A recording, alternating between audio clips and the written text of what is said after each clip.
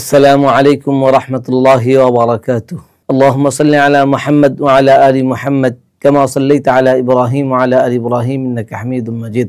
জমজম কূপ এবং আব্দুল মুত্তালিবের স্বপ্ন। বনু জুরহুম একটি গোত্র যার আদি নিবাস ছিল ইয়ামানে। ইয়ামানে কঠিন দুর্ভিক্ষ থাকার ফলে তারা তাদের দেশ ত্যাগ করে বেরিয়ে চলে আসে। আস্তে আস্তে রাস্তায় দেখা হয় তারা আসতে মক্কা পার হচ্ছে। তো মক্কা মুকাররমায় কাবা শরীফের কাছে এসে সাক্ষাৎ হয় হযরত ইসমাঈল আলাইহিস সালাতু ওয়াস সালাম এবং তার মা হাজেরা আলাইহিস সালাতু ওয়াস সালামের সাথে জমজম কূপের পাশে।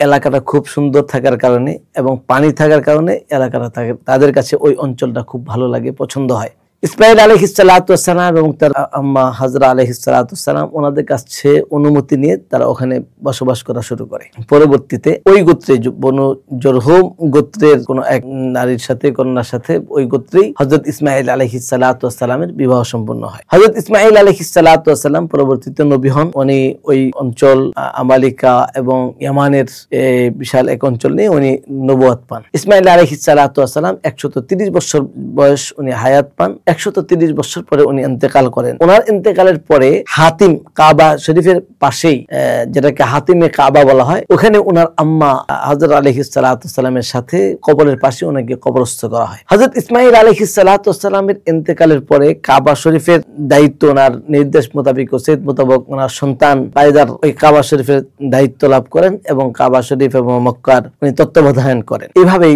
একের পর এক বনু ইসমাঈল আলাইহিস সালাতু ওয়াস সালামের গোত্রে এই কাবা শরীফের দায়িত্ব এবং তার পর্যবেক্ষণ তার তত্ত্বাবধান চলে আসে। ওখানে যেহেতু বনু জুরহুম ছিল, এক পর্যায়ে কোন একটা সময় গিয়ে বনু জুরহুমের সাথে বনু ইসমাঈল তাদের তর্ক ঝগড়া বাক বিতণ্ড এক পর্যায়ে সেটা অনেক মারামারি পর্যন্ত হয়। ফলে এক পর্যায়ে বনু জুরহুমের গোত্রের লোকজন বনু ইসমাঈলের উপরে তারা বিজয়ী হয়। বিজয়ী হওয়ার পরে বনু জুরহুম তারা মক্কার আধিপত্য নেয় এবং ওখানে তাদের শক্তি বিস্তার করতে থাকে এবং তারা বনু ইসমাঈলের উপরে ক্রমান্বয়ে তাদের উপর বিভিন্ন ধরনের জুলুম নির্যাতন শুরু করে। মেট্রো রেলে উঠেছেন আর দুর্গন্ধে সহযাত্রীরা নাক কুঁচকে তাকাচ্ছে।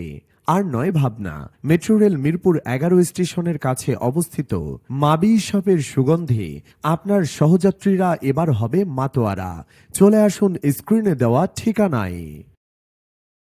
আর বনু ইসমাঈল তারা নির্যাতন সহ্য করতে না পেরে তারা মক্কা ছেড়ে উপশহরে গিয়ে তারা বসবাস শুরু করে। কিন্তু বনু জুরহুম অন্যায়, অবিচার, গুনাহ, পাপ, কাবা শরীফের সম্মানহানি, কাবা শরীফের সাথে বেয়াদবি এই পর্যায়ে পৌঁছে গিয়েছে। পুরো আরবের সকল বংশ গোত্র সকলে ঐক্যবদ্ধভাবে তাদের মোকাবেলা করে। এরপরে তারা মোকাবেলা করার কারণে তারা সেখান থেকে মক্কা থেকে আবার বের হয়ে যায় বা তাদেরকে বের হয়ে যেতে হয়। কিন্তু তারা যে কাজটা করে গিয়েছে, বের হয়ে যাওয়ার সময় তারা কাবা শরীফের ভিতরের সম্পদগুলি তারা নিয়ে যায় এবং জমজম কূপ যেটা ছিল জমজম কূপটাকে তারা বন্ধ করে ওখানকার সামানা ওটার ভিতর রেখে এবং মাটি দিয়ে পুরো জমজম কূপটাকে বন্ধ করে দেয়, নিশ্চিহ্ন করে যায়। তারা চলে যাওয়ার পরে বনু জুরহুম চলে যাওয়ার পরে আবার বনু ইসমাঈল মক্কায় ফিরে আসে এবং ক্রমান্বয়ে তারা এই মক্কার কাবা শরীফের তত্ত্বাবধান এবং নেতৃত্ব দিতে থাকেন। কিন্তু তারা যখন এখানে আসে সেই জমজম কূপের দিকে তাদের আর কোনো ভ্রুক্ষেপ থাকে না, সেদিকে তাদের ফিকির থাকে না। ফলে দীর্ঘদিন পর্যন্ত এটা মানুষের কাছ থেকে শেষ হয়ে যায়, তাদের স্মৃতি থেকেও লোপ পেয়ে যায়। একদিন যখন এই ধারাবাহিকতায় আব্দুল মুত্তালিবের কাছে যখন কাবার নেতৃত্ব আসে, আব্দুল মুত্তালিব যিনি রাসূলুল্লাহ সাল্লাল্লাহু আলাইহি ওয়াসাল্লামের দাদা, উনি একদিন কাবার চত্বরে শুয়েছিলেন। স্বপ্নে দেখছেন যে একজন ব্যক্তি ওনাকে এসে বলছেন বাররা খনন করুন। উনি জিজ্ঞাসা করলেন বাররা কি? উনি উত্তর না দিয়ে চলে গেলেন। ওনার ঘুম ভেঙে গেল। দ্বিতীয় দিন আবার ওই কাবার চত্বরে শুয়েছিলেন। স্বপ্নে দেখছেন, সত্য স্বপ্ন, যে আবার ওই লোকটি এসে ওনাকে বলছে মাজনুনা খনন করুন। আব্দুল মুত্তালিব ওই লোকটিকে জিজ্ঞাসা করলো মাজনুনা কি? উনি কিছু উত্তর না দিয়ে আবার চলে গেলেন। তৃতীয় দিন আবার শুয়েছিলেন, একই স্বপ্ন দেখলেন। ওই লোকটি আবার এসে বলছে তৈবা খনন করুন। বাল্লা মাজনুনা তিবা, এই তিনটাই জমজম কূপের আর অন্য নাম, যার অর্থ হলো পবিত্র, প্রশস্ত, বরকতময়। তো তৃতীয় দিন বললেন যে তিবা খনন করুন। তো উনি বললেন তিবা কি? লোকটি আবার চলে গেল, কোনো উত্তর দেয়নি। তিনি আবার জাগ্রত হলেন। পরের দিন চতুর্থ দিন আবার শুয়েছিলেন, তখন তিনি স্বপ্ন দেখলেন ওই লোকটি আবার এসে বলছে জমজম খনন করুন। উনি বলেন জমজম কি? তখন তিনি বললেন এবং কিছু চিহ্ন ওনাকে দিয়ে দিলেন, নিদর্শন, যে এই জায়গাটায় আপনি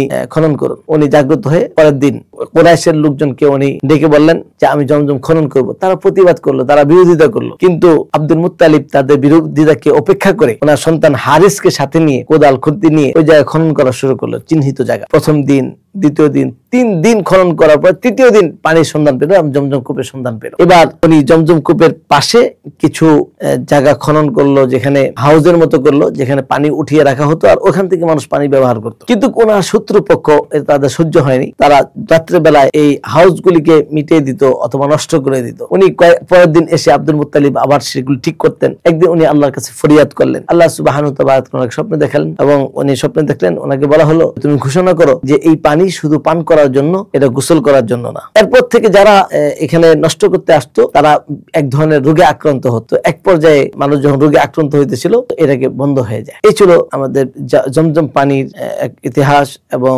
আব্দুল মুত্তালিবের জমজম খননের ইতিহাসটা আমরা সিরাত থেকে জানতে পারলাম। আল্লাহ রাব্বুল আলামিন আমাদেরকে জমজমের পানি পান করার তৌফিক দান করুন প্রত্যেককে।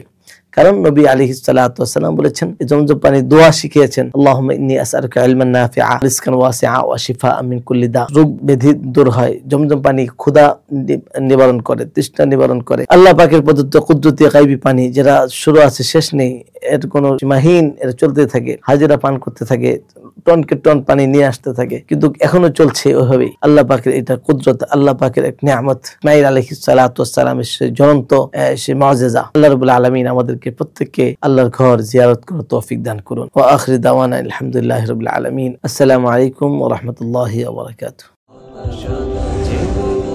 সব কিছু ছেড়ে আমাদের সাথে